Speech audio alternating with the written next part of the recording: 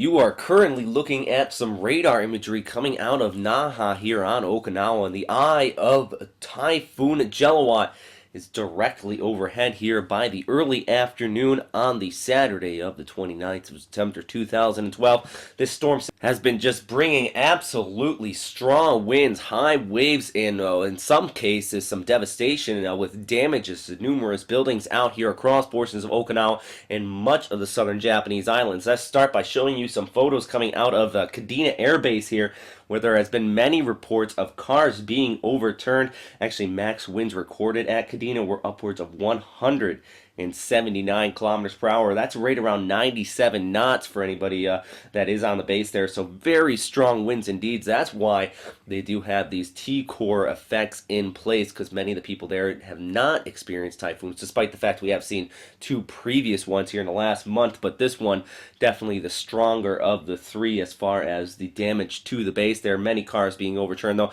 and also across the rest of the southern Japanese islands, actually Miyakojima, where this one's coming out of, very strong winds being there. Even over towards Ishigaki, you've actually been seeing winds upwards of 212 kilometers per hour reported yesterday, or actually last night. So very strong winds, and also rains kicking up to about 573 millimeters in Okinawa in the past 24 hours. So that's also creating the risk of some flooding.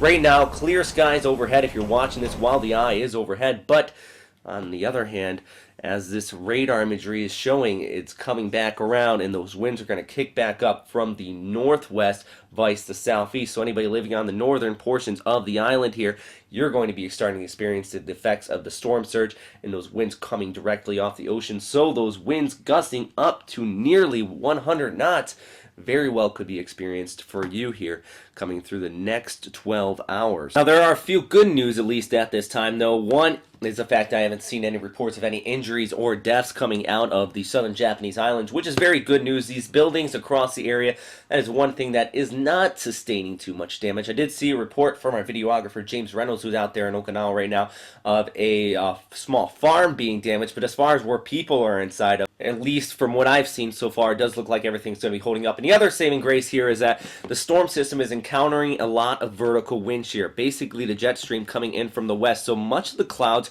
are getting blown off towards the northeast, kind of like you blowing on a flame. The flame kind of leans towards the one side. So as the storm system continues to pull away, you can see this dry air already wrapping around it. Thus, through the afternoon hours, with this retreating eye wall on the left side of the storm, it's probably going to be for a much shorter duration of time across Okinawa. So improving conditions will be setting in through the evening hours, maybe to the overnight hours. Still going to be very dangerous. You do want to stay inside and let the storm system still pass overhead.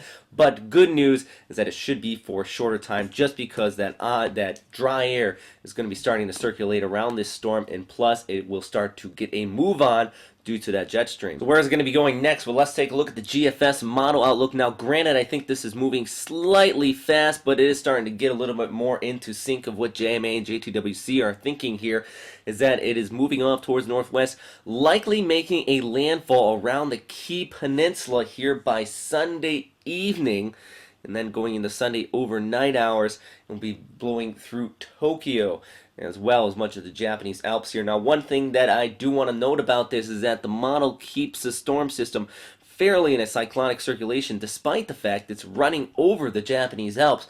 That likely is not the case. It very well is going to get dispersed up. Once it moves over there, you will be seeing kind of a cold front, maybe even a split low coming off of this. Clouds off towards the west. Heavy rains across the Kanto region are very well going to be expected. On the west side of the Japanese Alps, still some heavy rains due to inflow coming in off the Sea of Japan, but it shouldn't be quite as bad as the eastern side there. And then the storm continues to rush off, weakening to a tropical storm going into Monday and Tuesday across portions of Hokkaido.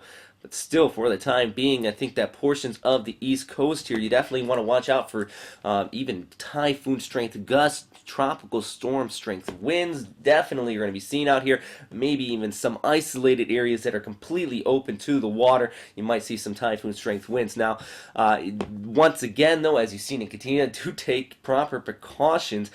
Make sure your cars are in safe areas away from those water edges, but also you have to watch out for buildings. I did see some areas there. It looked like funneling took place. Now, you have to remember that in between two large buildings, you sometimes get that funneling effect, kind of like putting your hand over top of a hose. And unfortunately, that can increase winds. So those 212 kilometer per hour max winds that we saw recorded here in Japan, some areas might have seen higher than that away from the recording stations, but not in an open area, basically where winds are squeezed through tight buildings or hills or mountains, etc. like that. So across the Kanto area, that is a major factor since it's so very urbanized. So it's one thing I tend to not mention. I do want to remind everybody that this is a track from the Joint Typhoon Warning Center showing the storm moving off there towards the north. Current winds at 100, gusting up to 125 knots. Now, by the time it continues to pull away here, they do expect it to weaken but maintain that symmetrical shape.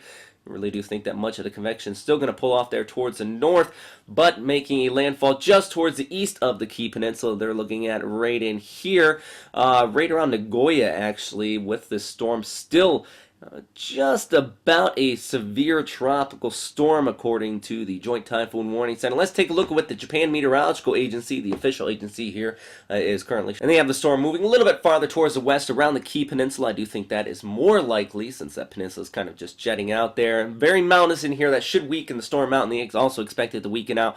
But still, tropical storm strength winds across portions of Tokyo very well could be expected through the evening to overnight hours there on Sunday.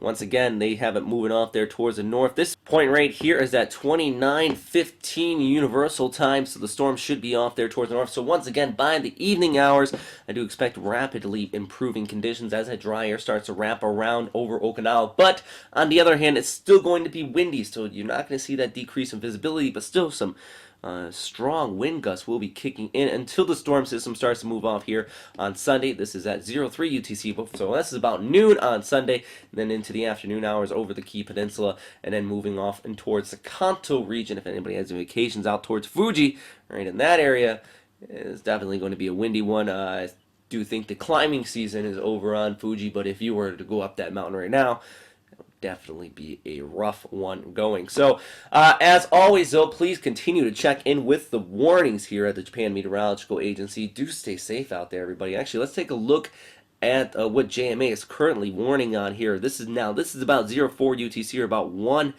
p.m. Japan Standard Time. We have plenty of warnings in effect all the way down towards Okinawa. This is all severe thunderstorm warnings, flood warnings, gale force warning, and high wave warnings, even off towards southern portions of Kyushu, Kagoshima. Also seeing those effects as well. I know that we have military people watching out of Sasebo. You got thunderstorm warnings in effect and off all along the east coast here, not just from Jelawat, but Elwanir is still off there towards the east.